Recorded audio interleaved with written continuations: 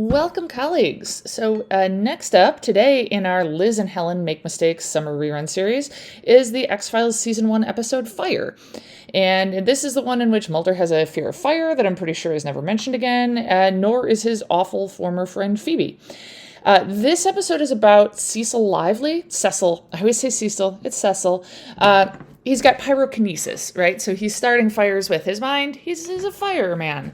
And I told you that I would include a little bit of bonus info at the beginning of each of these summer rerun episodes. This is a weird little rabbit hole I found myself going down this morning. I was doing some reading about pyrokinesis, and I came across this story. So this happened in Italy. It has some familiar beats, and it also is just absolutely wild and hard to believe. So there's a Scottish woman named Carol Compton who moved to Elba in Italy to be with her Italian boyfriend.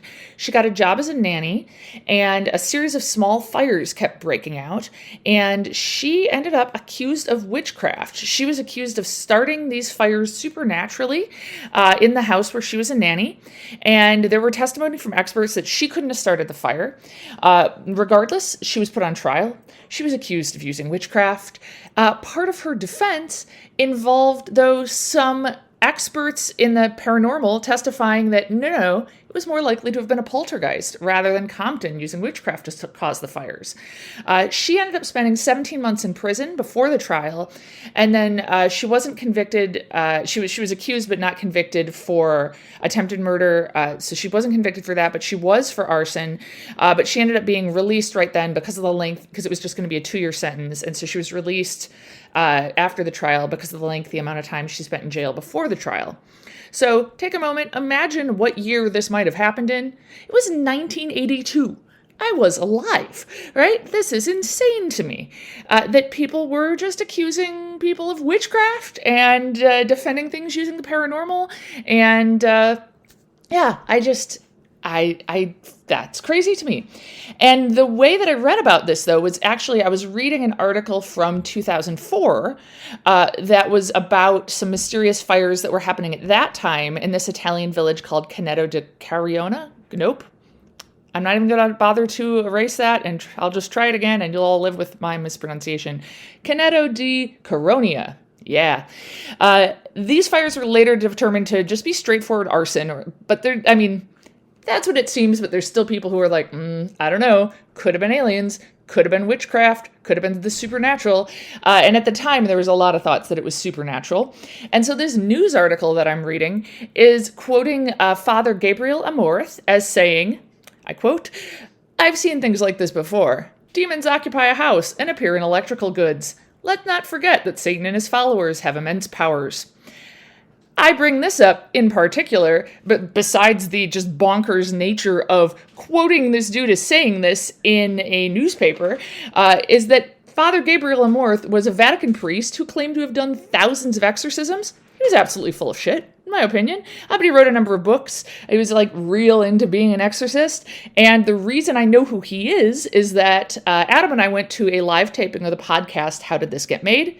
All of you regular listeners know I'm obsessed with that podcast.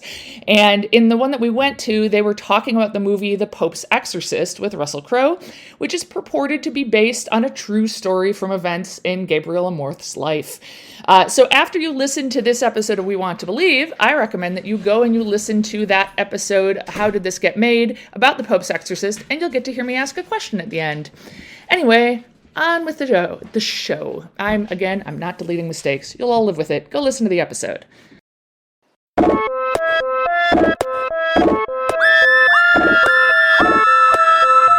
I'm Helen. And I'm Liz. And we're sisters, Scientists, and lifelong X-Files fans. And this is We Want to Believe. All right.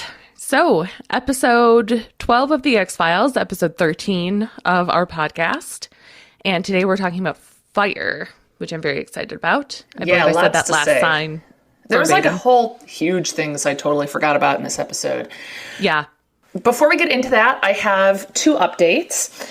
And then I also wanted to let everyone know that just as we did last week, we shared a spooky story from a listener. We're going to do that again at the end of this episode. So get ready for something creepy. Yeah, and you can send yours in to wewanttobelievepod@gmail.com. Yeah. Or one of us, if you happen to know us. Yes. That works too. And I think you can message us on Instagram. Yes. Yep. We want to believe pod. Yep. What are your updates? Yeah. All right. So first one is this isn't about banking, is it? It's I actually have major complaints about banking at the moment, no. But I'll spare you. No, this is actually from a listener who you've probably heard us talk about quite a bit now, our dear friend Wolf, the PhD in chemistry. She wrote up a little description. Was I wrong? No. I was worried I was wrong. And I was like, oh no, because she's in physical chemistry and she does a lot with lasers, and so her style of chemistry is far closer to physics than to bio. So I'm more worried, than you need to be. Okay. Also, she's our friend. We don't need to be worried. No, just remember we mentioned a couple. No, actually, ionizing radiation. So this was brought up in the episode Fallen Angel. Mm-hmm. And we mentioned that the guys who had been zapped by the Leo-style alien had looked like burns from ionizing radiation. And so Wolf wrote us up a little tutorial on that, and I thought I could read it because it's kind of fun. That's awesome. Right. Go for it. So here we go, in the words of Wolf. Ionizing radiation is any radiation that can liberate electrons from atoms, thus making them ions. Interestingly, to ionize an atom, you need the light to be of a particular minimum frequency and thus a corresponding minimum energy. You can't use lower energy light but more of it to release an electron, which is what you might expect from classical mechanics. And then sure. That's what you might expect, yes. I know that's what everyone listening to this was thinking. Oh, I just assumed I could use more light that was lower energy. Because of classical mechanics. Right, exactly, because of all your background in that. No, you'd be wrong. And she says to mix a bunch of metaphors, it's not like filling a bucket with water. It's like throwing a ball up to a platform above your head. If you don't throw the ball high enough, it's just going to fall to the ground. See, basketball coming up again. It's all coming back to my abilities there on the court. Yeah. Throwing two balls to the same too low height isn't going to make the ball get to the platform. Oh, sure. That makes sense to me, right? Yeah. This is because energy is quantized, and that's all I'm going to say on that, because I could talk your ear off about fairly boring stuff here. And then she continues, but ionizing radiation isn't that special. UV light at a higher frequency end of the spectrum is ionizing, for example. So the sun produces ionizing radiation, as would any heat source that's hot enough. Stars, other space stuff, I guess, and then in parentheses, I don't know about space things, sorry. And then she has some thoughts specifically about the X-Files and that episode Fallen Angel. Ooh. She says, I'm guessing that what they're getting at is that the UFOs are using some sort of nuclear fission process to power the ship and thus releasing ionizing radiation. Oh. When you split a nucleus, you release the energy that was holding those protons and neutrons together, right? Right. Okay, and so she says, I don't specifically know how high the energy is from radioactive decay processes. And she says, I looked it up and saw units of mega electron volts, immediately groaned, and didn't do any conversions. The energy is definitely high enough to ionize, though. Okay. But then she says, my concern is this. If the UFOs are nuclear powered, it seems like they're wasting a lot of the energy they're producing to power the ship if it's enough to melt people's faces off. Maybe the aliens are just using massive amounts of energy, and the energy that's enough to burn us up is barely anything for them. I don't know. Like many things on the X-Files, the science is pseudo at best. But I thought that was excellent information. That's and I thought that the image of the ball and you can't just throw more balls at the same low height and they'll not get to the platform, that was really vivid for me. Yeah. That was nice. Oh, that was great. Yeah, I appreciate that. You. Thank you. Yeah. Awesome. Well, thank you, Wolf. What is your second update? Okay, so this blew my mind. I was looking up some stuff about Deep Throat, about the actor who plays Deep Throat. You said to remind you. Yeah, Jerry Hardin is his name. Okay. He's still alive. He's 92. Wow. He's a sculptor now. Oh. In addition, he was a character actor in a bunch of different things.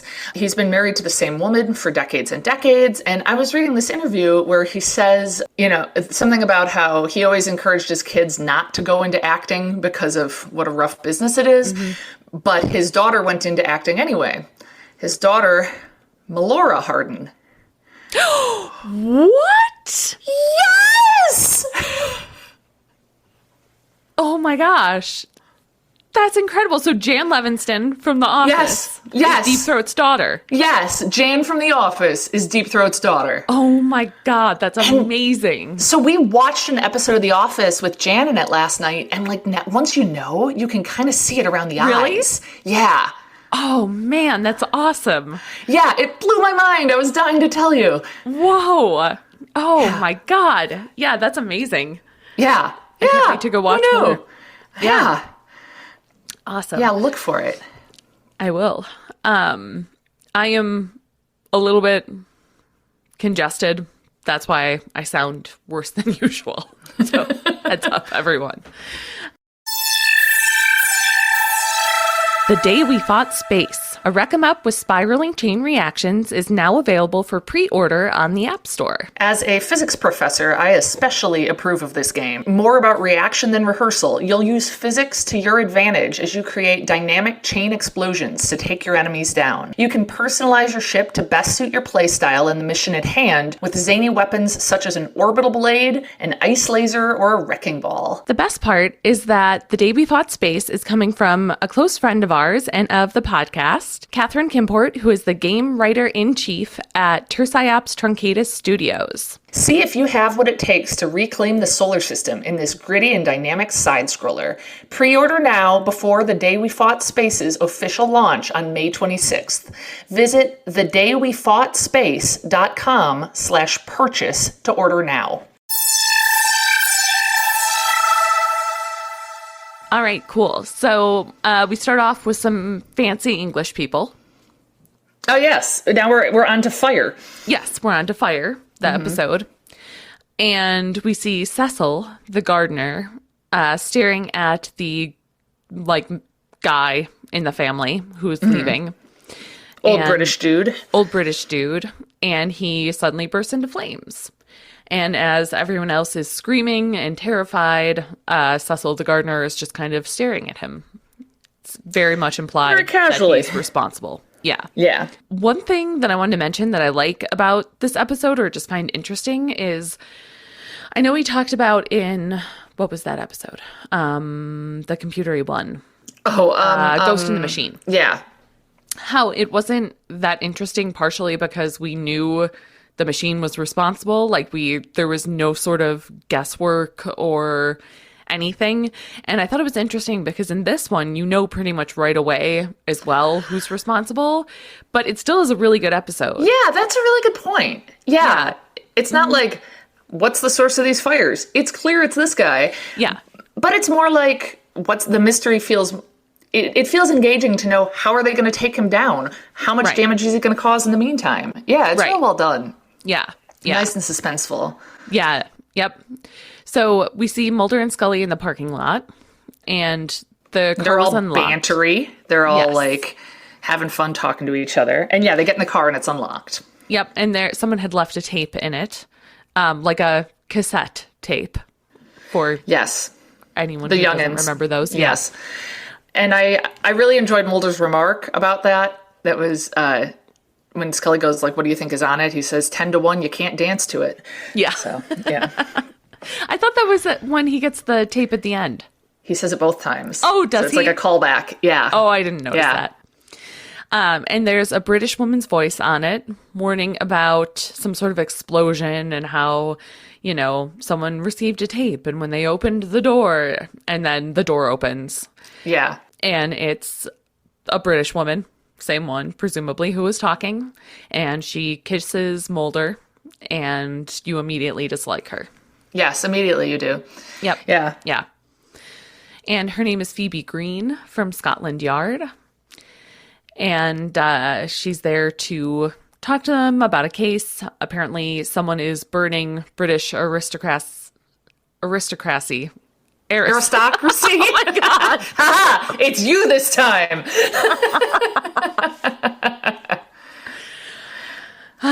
Aristocracy. Alive. Just gonna keep going. That's fair. And apparently the suspect has been sending letters to the victims' wives. And there is a family from Britain who recently moved to the States, and they're worried that they could be next. And in fact, I think they suspect they're next, and I believe that's why they're in the States, is to kind of try to get them out of harm's way, at least temporarily. So they're staying in Cape Cod. Mm-hmm. And yeah, this Phoebe Green, she is like a total bitch to Scully. Yeah, she is. Yeah. I kept not wanting to write bitch in my notes because I don't like when women are kind of like pitted against each other and stuff. Mm-hmm. But no, she just really is. Yeah. Like, she's just really unpleasant and really bitchy. Yeah. And like a little aside of like, she doesn't like me or something about Scully. Right. Like, yeah. I'm like, yeah, because you're awful. Yeah. That's why she doesn't like you. Yeah. I do like around this time as she's leaving, Scully gives this real condescending wave to her back. Right. And I noted it as just being very, very real nice and like fake friendly. Yeah. It's awesome. Yeah. So Mulder says he's going to run it by the arson guys, and then she's going to be on her own. He won't get involved. The arson guy, real weird. Real weird. That is what I wrote. Very weird. Very into fire. Like, I feel like how many arsons are into fire? Like he got into this job so he can get as close to fire as possible without being an arsonist himself, and probably he actually is. So. Yeah. I would watch that spin-off. That would have been a nice twist. Yeah. Ooh, yeah, it would have. They make you think it's the British guy the whole time, but actually it's the arson specialist. Yeah. So they discuss how there was no evidence of any sort of accelerator or incendiary device. I pronounced that correctly, I'll point out. That was nice. And the arsonist... No, not the arsonist. The arson specialist. Or is it? Yeah. Says that some sort of rocket fuel is possible because it burns so hot that there isn't anything left. He mentions this phenomenon of water splitting, of like when water gets hot enough, it can split into its components of hydrogen and oxygen. And I thought, surely not. And so I looked it up. And no, it is actually true that can happen. Which is just crazy to me. I don't know. It just seems crazy. Anyway, you got to get up over like 2,000 degrees Celsius.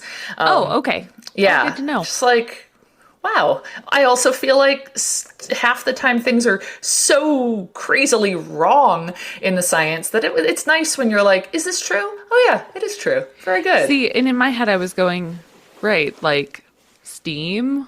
And then I was like, oh no. Jesus. No. Not like steam. Yeah. I caught that one myself. So Mulder, of course, suggests that it's some sort of pyrokinesis where someone is able to start things on fire with their mind. Which it is. It is, yeah. And what I actually thought was funny was that, like, they all just kind of let him suggest that. Like, I'm trying to imagine a situation in which I'm talking to colleagues and someone brings that up, and I'm like, I mean, I guess you'd be polite to that. Well, okay, first of all, one of the other people here is the crazy arson dude who's probably just like going, I wish I had pyrokinesis. Like, so it shows this fancy house in Cape Cod, and the British gardener is now painting. Before we get too far, I just want to pause for just a second to take a moment to appreciate banter, because Mulder and Scully are getting to know each other better. It's a good episode. And like, there's lots of like these moments where you see they really know each other pretty well now, and they're comfortable with each other. And there's stuff like when Mulder says he's agreed to help this Phoebe Green, even though he doesn't have to. And there's clearly some messy stuff in Mulder and Phoebe's past that Mulder says, I was extending her a professional courtesy. And Scully says, is that what you were extending? And just a lot of like her giving him a hard time about Phoebe. And like, it's nice. You're starting to see that develop. So I just wanted to note that. Oh, for sure. Yeah, it's a great one for that. Which is one of the reasons I've seen this episode so many times. This is one that I would rewatch frequently. I somehow totally forgot Phoebe Green's character existed. So. Oh, really? Yeah. Yeah.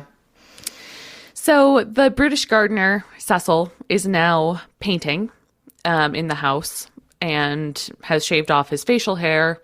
We see him staring as the family is getting out of their car from the window, and he puts a cigarette in his mouth and it lights itself. So the family is coming into the house, and there's a painting there that looks like the wife, which, like, then run, right? Yeah. Like, I don't know. Hang on. You're saying that if you were going to stay in a house, all right, I'm traveling soon.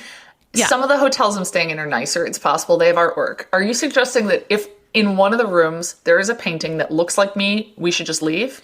I'm saying that if you are running from someone who is writing you creepy love letters, okay, and you get there, and there's a painting that looks like you, then Touché. yes. All right, fair. Then you should. Yeah, and at the moment, I'm not. I don't leave for a couple of weeks, so who knows what might happen. But don't write me any creepy letters, anyone. Yeah. Let me stay in my hotel room with creepy paintings in peace. Anyway, all right, so fair enough. Yeah. And so it's noteworthy. Cecil was like painting the wall, and he's got this painting. So this might be relevant later. Yeah. Except it never really is. Oh, it totally is, though. Is it? Yes. Okay. All right. We'll discuss get it. Yeah. There is a very adorable tiny little dog. Oh my God. Of course, I went to my most important website, doesthedogdie.com. They actually note this episode because someone writes that that someone's mean to the dog, but it's fine because later in the episode, the dog is or just a little bit later, I think the dog is digging, and it's right then. This is, Oh, okay. Yeah, the dog is digging in the yard, it's big giant yard, and uncovers like a hand, an arm, clearly there's a body not very well buried there. Not very well buried. Like, do better, man. That's a small dog that is uncovering this. And Bob, the caretaker, says something like, "I'm the caretaker now." So we're supposed to believe, oh, well, this was the caretaker. Yeah. And so Bob is Cecil's new name while he's in America. Yeah, Cecil. And Cecil, sorry. Oh, yeah, okay. All right. And he kind of kicks the dog away with his foot, but it's not too bad. And the dog is fine. The dog is fine. Yeah. Mm-hmm. Yep. Oh, do you know who plays Cecil/Bob? Oh, I have a note about this. So I don't know anything else except that I was watching this and Zach came in the room and he said, "Hey, that guy was just in a Doctor Who episode." Oh, no kidding. So Zach apparently just watched a Doctor Who episode where that guy played an American FBI agent. What? Oh, weird. Isn't that weird? Because I feel like he has a type. Because the other thing that I know you and I have both seen him in, he's a very similar character, I feel like. Criminal and United Kingdom. I don't know. Is he British? Is he Irish? I'm not sure. He's Badger from Firefly. Do you remember that? Yeah. Yeah. Oh, I forgot about that. Yeah. I had to look it up because it was driving me crazy. I needed to see how I knew him. So Yeah, I knew he was in something else, but I didn't bother. It sounds like he did all the sci-fi shows, right? If he did Doctor Who, he did the X-Files, he did Firefly. Right. Yeah, he's a sci-fi guy. Presumably he cannot actually start things on fire with his mind. Probably not. Maybe that's why he was cast. They were like, this will save us on special effects. We're looking for someone who's a good actor and has pyrokinesis. Yeah. And he was like, my time has come. So Mulder tells Scully that he's afraid of fire and that when he was a kid, his best friend's house burned down and they had to stay the night there to keep away the looters. Which is insane. Yeah. But then I did some math and realized that, so if Mulder is 33 and 93, he would have been born in about 1960. Okay. And so he would have been a teenager in the mid-70s, which I feel like that seems like a very mid-70s parenting sort of thing to do, from what I understand. Well, wait, I've already forgotten. Does Mulder say how old he was when he had to stay all night to ward off looters? No. Okay, somehow I pictured him as William's age. So, 7. I was picturing him 11 or 12. Okay. In which case, I don't know. I still wouldn't. Yes. No. I think, I just had a lot of questions about what exactly went down. You know what? We'll get into Mulder's childhood, won't we, at some point? So, true. True. That's probably the least weird thing about it. So, yeah, very true. And he says that Phoebe knows about this. And so he references her mind games or something. Yeah. So then we see Bob spying on the wife of the family, who I don't believe we ever learn the adults' names. They I have no idea. But he's spying on her as she makes tea. And then he starts talking to the driver who's outside smoking and has a cough. And so Bob, very kindly, of course, goes into town to get him some medicine. But he stops to get a drink at the bar and is talking to a woman there. who's clearly a little drunk, and he asks her something, or she turns around for a second, and then she turns back and his finger is on fire, and it's supposed to be like, oh, what a cool magic trick, but then his whole arm is on fire, and then he sets the whole bar on fire, and he's cackling wildly as his body goes up in flames. Yes. So I'm sure the arson specialist would approve. Yeah, again, it's his dream. Yeah. They go to see Mulder and Scully, right? Mulder and Phoebe. Mulder and Phoebe. Oh, God, I'm so sorry, Scully. Yeah. I didn't write down Habit. Yeah. They go to see the woman in the hospital. Mm-hmm. I thought she was fairly unscathed, all things considered. Yeah. Like, her hands were burned. Oh, I thought you meant, unscathed. Yeah. She also seemed a little nonplussed. Unfazed. Unfazed. That's she was true. Kind of, yeah. So this thing happened. Again, pyrokinesis, not as weird on this show as you'd think. Yeah. Everyone seems sort of like, oh, that's kind of strange. Yeah. Well, to be fair, it's the East Coast. Maybe there's stuff going on there that we're unfamiliar with. Because we're from the Midwest, we don't realize that's actually normal out there. Right. If you're from the East Coast, how familiar are you with pyrokinesis? Let us know. Yeah. Have you ever set stuff on fire with your mind? Yeah. So they're talking to her, and she gives them a little bit of information. She says that he had an English accent, which they note, and she says that she'll work with a forensic artist to try to get a sketch of him. Yeah, do a sketch of him.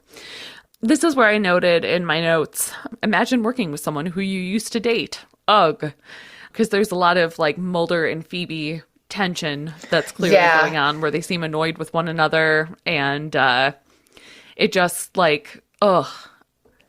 I mean, I don't know. There was a period in graduate school where I was in classes with me and both of my roommates' exes.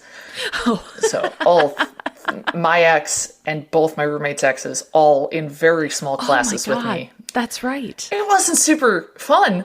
No, I can't imagine it would be. I don't recommend it. Yeah. I noted here that they imply that they had sex on Arthur Conan Doyle's grave when they were dating. Yep, that is what she implies. And I have a story about that.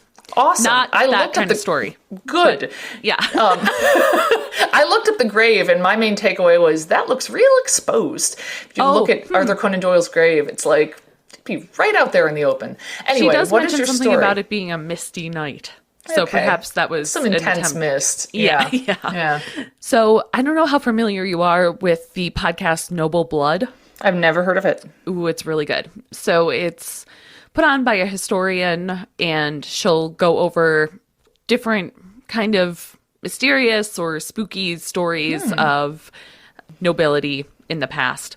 Okay. And so in one recently, she was talking about Mary Shelley. Apparently Mary Shelley was a friend of Lord I know Byron. this, and I saw the grave. Yeah.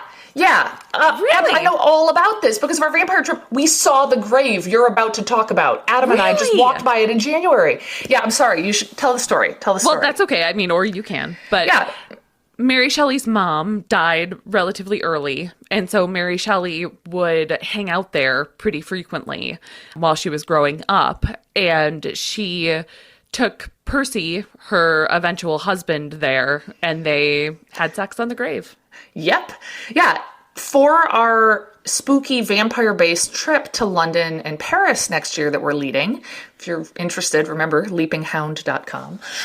It doesn't count as an ad. I don't have to pay anything. Anyhow, Adam and I went to the grave to see how spooky and atmospheric is this. Is it worth stopping off and seeing it? Is it? And it's cool, but it's not enough to justify having the whole group go just to be like, people had sex there. Moving along. There's other graveyards that we're prioritizing, basically. Okay. Yeah. Sure. Well, and Mary Shelley herself is not buried there. Although her mom, I believe, was a pretty on the vindication of the rights of women. Yeah. Right. She's an important feminist. Yeah. Yeah. Which is pretty cool. Yeah. It was awesome to see her grave. It wasn't super well marked or anything. It took us a while just kind of walking around. I think I sent you a picture from there because I said, look, I spotted a black dog in a graveyard, but it was this real playful dog with a stick, and it was with its human, and it was real cute. Oh. Yeah, it was quite nice, but it was like not quite enough to justify it. But yeah, I've seen that grave. Cool. Well, that's Yeah. awesome. Yeah. So, it happens. So people do I don't it. know. Yeah. And, I mean, and in this case, I feel like better Sir Arthur Conan Doyle's grave than your mother's. Yeah. Right? I can't think of anything that would it's We're not going down they're that not road. even gonna go down that road. No, And actually, it kind of thinking about what Mary Wollstonecraft's grave looked like, it was at least as out in the open as Arthur Conan Doyle's, from what I saw in the pictures.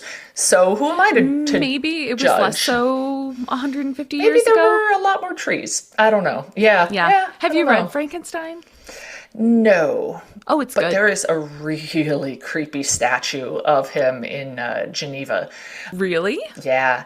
So yeah, you mentioned Byron, because this is one of Right. the things that that we're going to talk about on our vampire trip. Oh. Because they had this. Yes, because that other story that the Byron's physician started, which was like one of the first vampire vampire stories. Yeah, and right? yeah, they. And it can't seems think of the like guy's name. he kind of. Pomodori? Yeah, Pomodori. We're going to go and see his house. Oh, wow. Yeah, and he really Polidori. Polidori. Okay. Polidori. Pomodori is like Pomodoro, like tomato, like a timer. Yeah. Polidori. Yeah.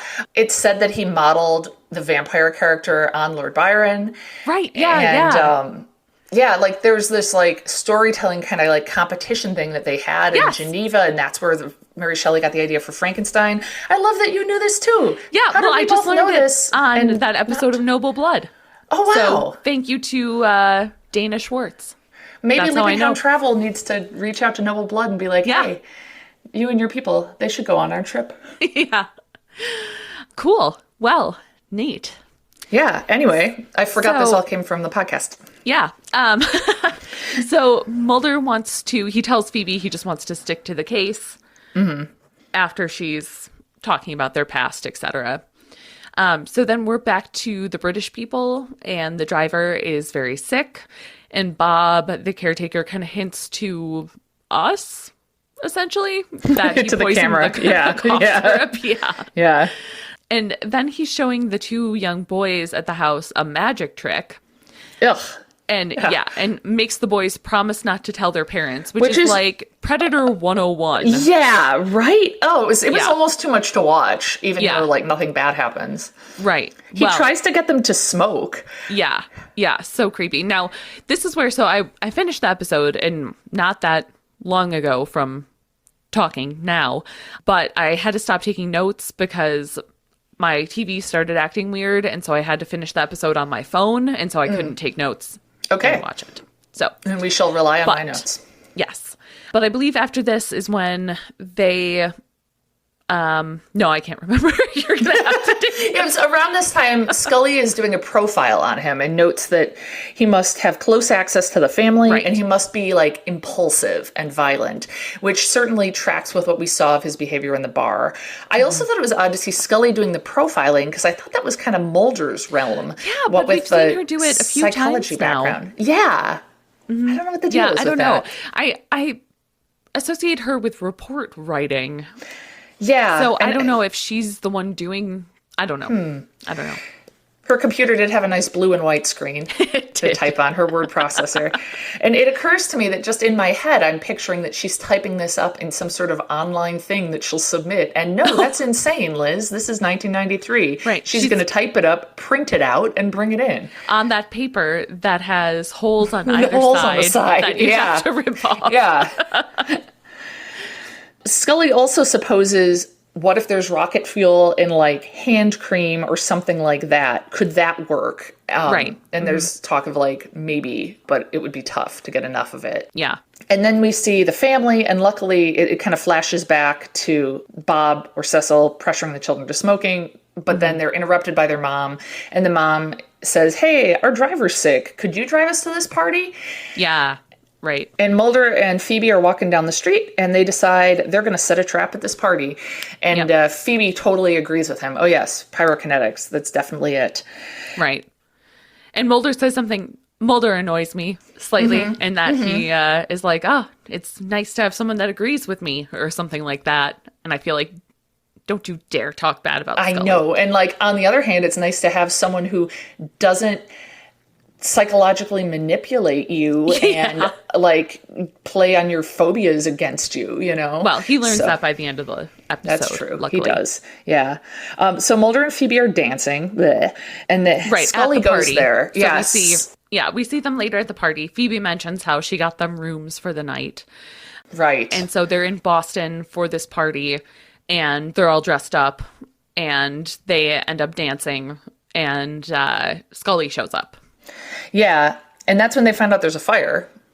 Well, first, believe. you're missing a few steps. Oh. So Scully is watching them dance and looks super awkward, like not wanting to interrupt. Like she just got there. She told Mulder that she was coming up because she had some immigration documents she wanted to show him.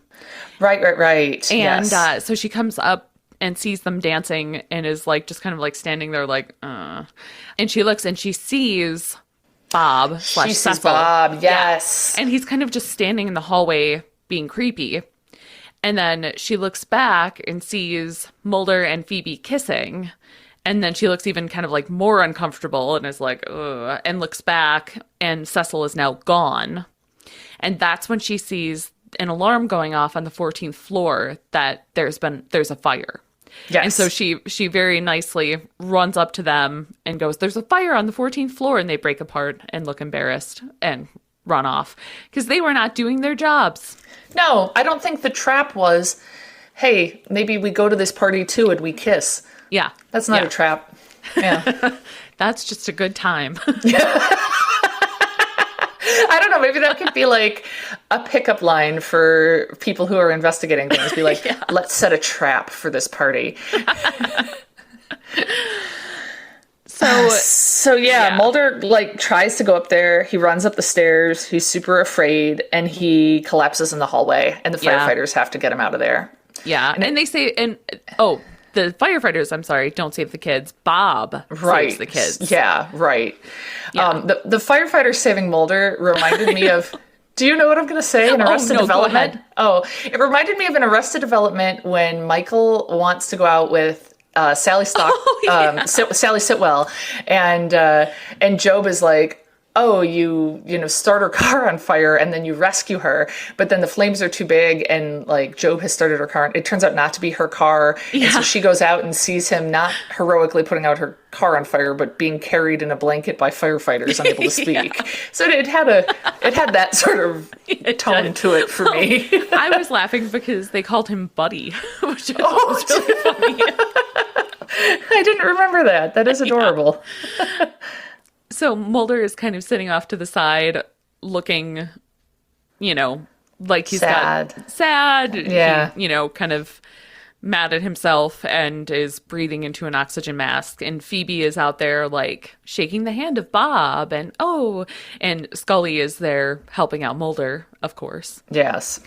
And so then the next morning, Scully is in his room when he wakes up and he's still kind of coughing and stuff. And it's clear she was checking on him. And she says something like, "Do you want to hear the reason why I came all the way up here?"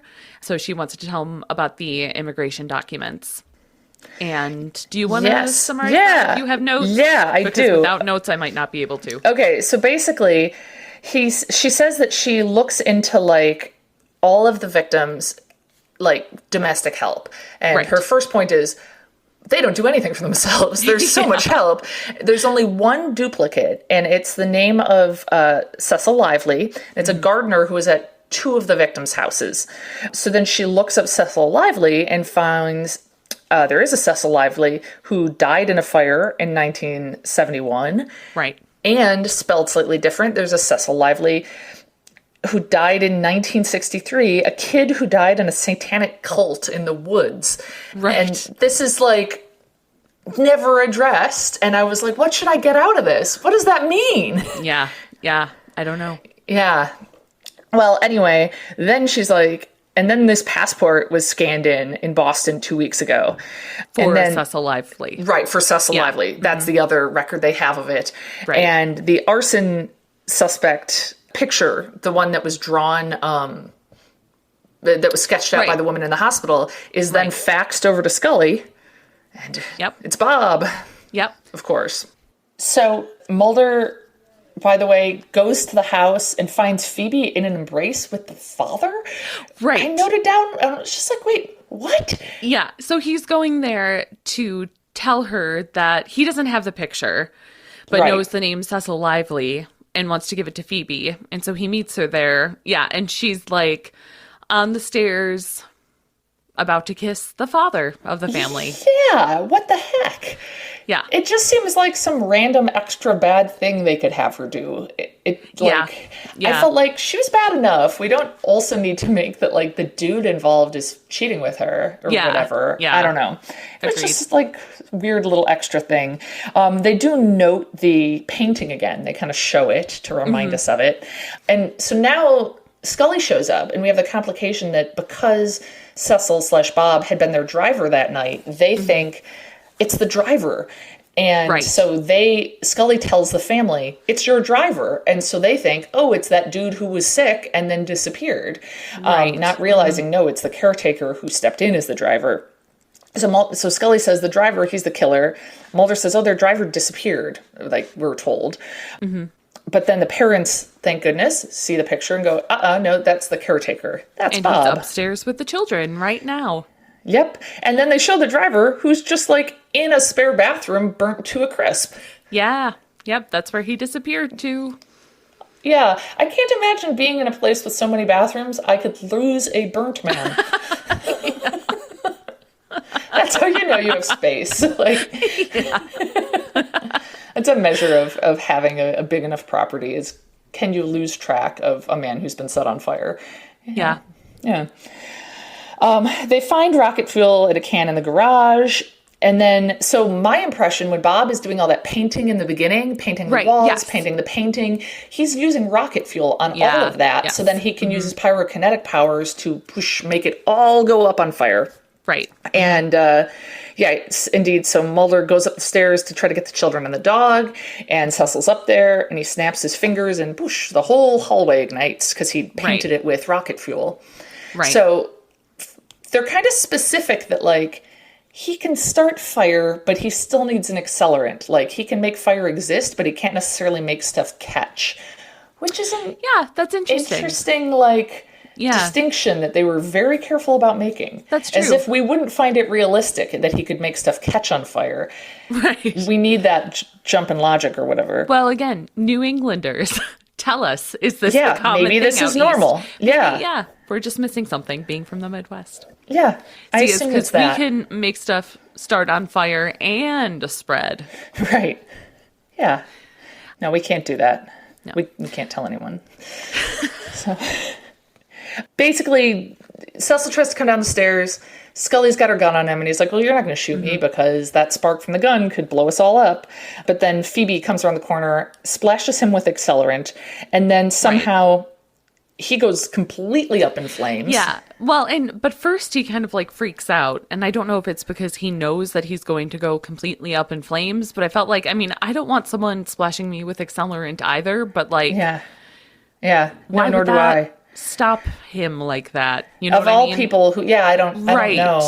Yeah. I mean, you know about the story that with my friend Sandy and gasoline, right? When I was 15, maybe. I'll tell everyone. Yeah. I was 15 and she was 16 and we stopped at a gas station and I was like, oh, let me pump gas because it seemed really cool. And so when I pulled the gas pump out of her car, I did not release the handle and I sprayed gas completely across her shirt. Oh God. Just hosed her down with gasoline. Yeah, it was like, it was like I was ready to be in Zoolander or something in that one scene with the freak gasoline fight incident. Yeah. Oh, God. Yeah. And she you know what? She didn't care for it. No, she didn't. Well, true. I believe that. But she probably also wasn't stopped in her tracks if she had been about to attack someone. No, I don't think so. I think she would have been able to go on. Yeah. Yeah. Oh, and Mulder rescues the kids and the dog successfully. He overcomes his phobias. Yes, which is very nice. Yeah. Kids and dog, all fine. All okay. Yeah. And then as he stumbles out into the yard, Cecil/Bob goes up in flames and is once again kind of screaming / cackling and says something about like, you can't stop me, or you can't fight fire with fire, he yells over and over again. Yeah. Of course. And then we see Mulder and Scully back in their office, and there's some more nice banter. Phoebe left Mulder another tape on his desk, and Scully asks if he's going to listen to it, and he says 10-1 you can't dance to it, and it's clear he's not going to listen to it, which I'm very proud of him for. Good for him. He's grown. Yes. And then we see that Cecil is alive. They're told they anticipate a full recovery, and he's like in a hyperbaric chamber. His body temperature is a steady 109 degrees, which I guess that's just extra spookiness. Right. It doesn't Maybe that's supposed to me. Explain. Maybe once, if you get a fever that high, you can do this too. Yeah. Don't try that. Yeah. I wanted to note that they refer to him having 5th and 6th degree burns. Oh yeah. So I looked that up, because I'd never heard of those. And so when you go on I looked on Johns Hopkins website and the University of Rochester Medical Center websites, and you look at different degrees of burns. They only go up to 4. Yeah. I did find websites that mentioned 5th and 6th degree burns, but they were mostly personal injury lawyer websites. Oh, really? So I don't really know what to make of that.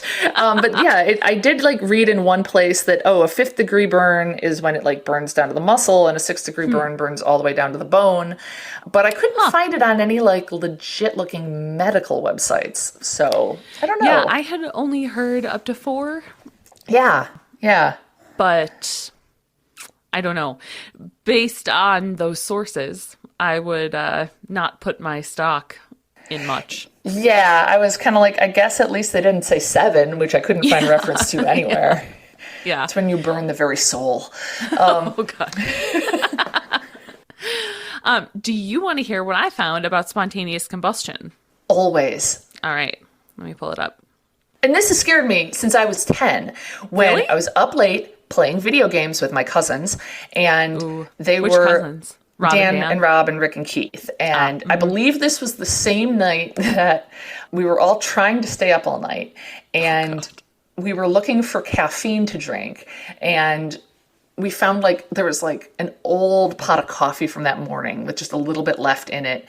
I don't know if anyone, I think Rob may have drank some or talked about it, but it wasn't really utilized. Wait a second, you were 10? Yeah. So Dan would have been 18? No, Dan's not 8 years older than me. Oh, so he would have been 14? He would have been 13 or 14. Yeah. Oh, okay. He was a senior. A little bit better. Yeah. Because I was going to say, 8th grader.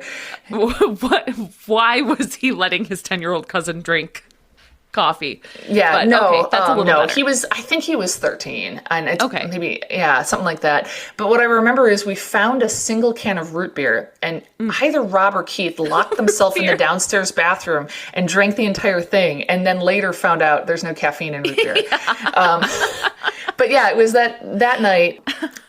Dan told me about spontaneous combustion. That was the first time I'd ever heard of it. But I think they were trying to get me to go to sleep, because then I was told that it only happens if you're awake, and it never happens to people who are sleeping. And so that stuck with me for a while. That's great. Yeah. So maybe, hey, parents, try it at bedtime. Yeah. Well, I'll try it tonight. Yeah. Have an update next week. God, that's horrible. So this information is coming from a journal called New Scientist, which I didn't look into much. It is technically a peer-reviewed journal, but something about the name of it makes me intrinsically not trust anything coming from it. Agreed. But I have heard a lot of this information before, and this is less talking about the science behind it and more talking about the history and some cases that people haven't been able to explain. So I left it for that reason, that it's not gonna, but yeah, caution. Also, the title of the article is Burning Issue, Spontaneous Human Combustion, which is just that's awesome. Too much. So this is coming from New Scientist, and it's from 2012. the author... Oh, and as I am looking at this, it's clear this is an opinion piece from more like a magazine. Okay. But again, this is not going much into the science of it anyway. But I did want to quote it partially. The first accounts date from 1641, when Danish doctor and mathematician Thomas Bartholin described the death of Polonius Vorstius, who drank wine at home in Milan, Italy, one evening in 1470 before bursting into flames. In 1663, Bartholin wrote of a Parisian woman who burned, leaving the mattress on which she lay unscathed. Which seems like a totally separate issue. Frankly, that's a close quote, and me saying that, not the vaccine, to be clear. But like, that seems like someone just put her on the mattress then, doesn't it? It does. Yeah. Quote, the first scientist to investigate spontaneous human combustion was German chemist Justus von Liebig, who examined the records of some 50 cases. He pointed out that even though anatomical specimens are stored in 70% alcohol, they will not burn. Quote, recent cases are well documented. On July 1st, William's birthday, 1951. And now this I have heard of this before. Oh, okay. This case. Mary Reeser was visited at her home in St. Petersburg, Florida by her son. When a telegram arrived next day, the doorknob of Reeser's apartment was found to be hot. When police broke in, all they found was a mound of smoking ash with a leg protruding and charred liver attached to the spine. What? When police broke in, that was like a quote that they do in magazines. Oh, gotcha. The remains of John Irving Bentley of Countersport, Pennsylvania, were found by a meter reader who let himself in on the 5th of December, 1966. A pile of ash and half a leg was what remained. And the most recent case was 76-year-old Michael Flaherty, who died on the 22nd of December, 2010. Wait, what? Yeah, West Galway coroner Kieran McLaughlin reported the cause of death as spontaneous human combustion. So just to summarize, we cannot get people to burn. Like you said, just store people in alcohol, they're not burning. And yet, occasionally, they burn. Yes. Now, I would strongly Wait a second, hang on. Of course they burn. Wait a second. They do burn, though, because cremation. Well, sure. I mean, if you get anything up to a high enough temperature, it'll catch on fire, right? So what's going on there? Is it possible they were just poorly cremated and then set there? No. I mean, I think there's enough forensic evidence to state that, and from what I know of the Mary Reeser case, that, like, there's something weird happening. I would not say that they spontaneously combusted. Like, I do not, from what I've read, I don't think there's enough to say that. But I also don't think they were cremated and then put there afterwards.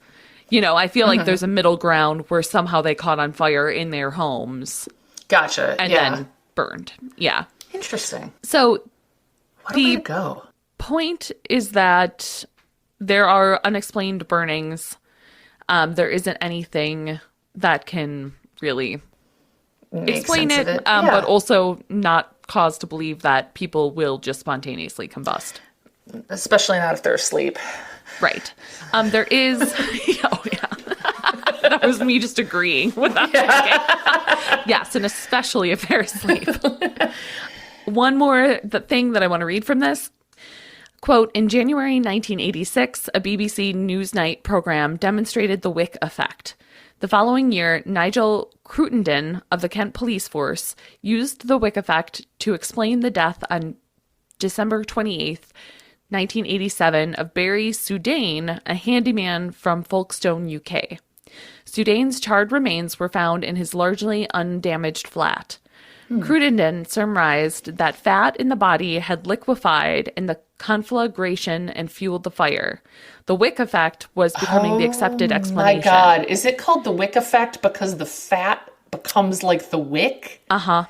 Yet clothing soon burns away, leaving no wick. Combustion lasts 12 hours or more, and the corpse is not destroyed. Spontaneous human combustion is a very different matter. So I don't know. You know? Wow. That is super gross. Yeah, I could have done more research on this, but I didn't have time. I assumed that was named for somebody with the last name Wick, and then I realized, wait, no, you are the Wick. Ugh. So that's what I've got as far as spontaneous combustion. All right. Not a lot. I don't know. That's a medium amount. Yeah. Yeah, it's a medium amount. Yeah. I think I have, what's out there for the most part. There wasn't much. There were a number of articles from the 1800s, which I thought was interesting. More just like reports of it, cool. which I strongly suspect are not actual cases of spontaneous combustion, but it was kind of fun to read. So, I bet. Yeah. Yeah. So that was a good episode. Yeah. Absolutely. Great. Yeah. Next is Beyond the Sea. Oh, which is so great. intense. So good. So intense, but so good. Oh my God. Yeah. Yeah. Ugh. But Fire is one of my favorites, I'd say. At least from season 1. Yeah, agreed. I think it's a good one. Yeah. And then before we go, I have another creepy little story. Go for it. This comes from Casey, who is another writer friend of mine on Twitter. Oh. And she says, once I saw a ghost move a cup across a table. Crazy times in my haunted college dorm room. Oh. So I asked for more information. Yeah. And she said, well, like I said, I went to a very haunted college. She went to Mount Holyoke. And that's where Baby was going to go. I know. That is like all I know of to hear that is, Baby's going to Mount Holyoke in the fall. So sorry, Casey. So anyhow, she went there, and apparently it has this reputation for being super haunted. And there's like all these stories about it online. And she says in her dorm, the room exactly one floor above hers was the ghost room. It was locked and no one could live there. And she says, of course, we, the students, knew it was because a ghost lived there. Although the college's official story was that the room was storage. Well, living right below it meant I heard plenty of noises in the night, and my door would never stay shut. I would have to lock it or put a chair in front of it so it wouldn't open while I was sleeping. Ooh. And then she says, another time I was wandering in the basement of a different dorm at night, and I came across a small door under the stairs. When I tried the knob, it was unlocked, and there was some sort of passage underneath. So, of course, I ran to grab my friends to go exploring. But by the time we got back, the door was locked shut. That was super eerie because it wasn't even 10 minutes later, and it must have been around midnight on a Saturday, so no maintenance people were around. Oh. Ooh, creepy. Yeah, right? Yeah, real creepy. So yeah. I did not know that about that it had that reputation. Yeah, I didn't either. I mean, I think we've exhausted the limits of what you and I know about Mount Holyoke, and that is a single line in Dirty Dancing. And she said, going by 1993 standards, she would like to be played by Winona Ryder when Mulder and Scully investigate this haunting at Mount Holyoke. Oh, nice. Yeah. Awesome. An excellent choice. Cool. Yeah. Do you want to tell the story of your haunted dorm room? Oh, sure. Yeah, if I can. There's a reason this didn't come up under legitimate creepy experiences we've had. Okay, so I gotta be honest, that room creeped me out. I went to Northern Illinois University, my dorm room, in actually a pretty new building. It creeped me out. I swear that once I got up, I took a shower, and I came back, and books that I'd had on my bookshelf were now in my bed. Huh. I never sorted that out, but I had these keys on a hook that you stick to the wall. Like a command strip sort of. Yeah, exactly. Situation. Yeah. Mm-hmm. And multiple times while I'd be laying in bed in my dorm room, the keys would fall off the hook and end up on the floor. But it's a hook. That's not how hooks work. The hook stayed on the wall. The keys somehow ended up on the floor. So I was convinced it was haunted. And it happened several times. Yes, several times. Yeah. Yeah, and I remember you calling and being like, it happened again, my keys. Yeah. And And so then I was trying to show someone what was happening. Mm-hmm. And as I did so and was kind of miming with the keys, it happened again.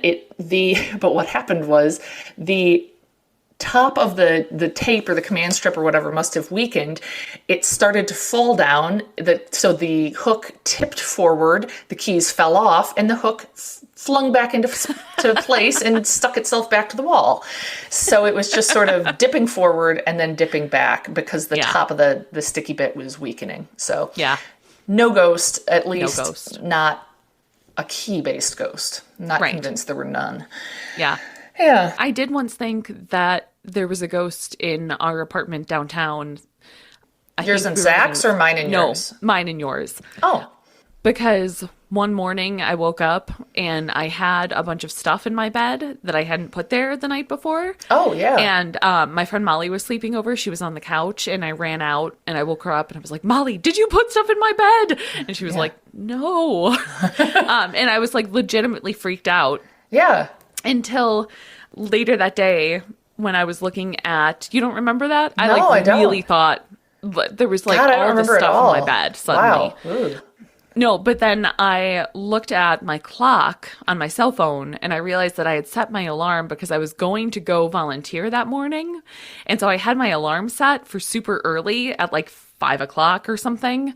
And so I must have gotten up and then decided that I wasn't going to go volunteer and laid back down because it was all like the stuff I was going to wear that day and like my hairbrush and stuff. And so then I crawled back into bed. Did you kind of remember it? Or? Yeah, once I saw that. All right. Yeah. Okay. Yeah. But oh, God, that's not weird. Ghost-based. Yeah, right, but it really freaked me out for a while. Yeah, absolutely. Yeah. Well, that's it. Yeah. Next up is Beyond the Sea. Send in your stories to wewanttobelievepod@gmail.com. And until next time. Bye-bye.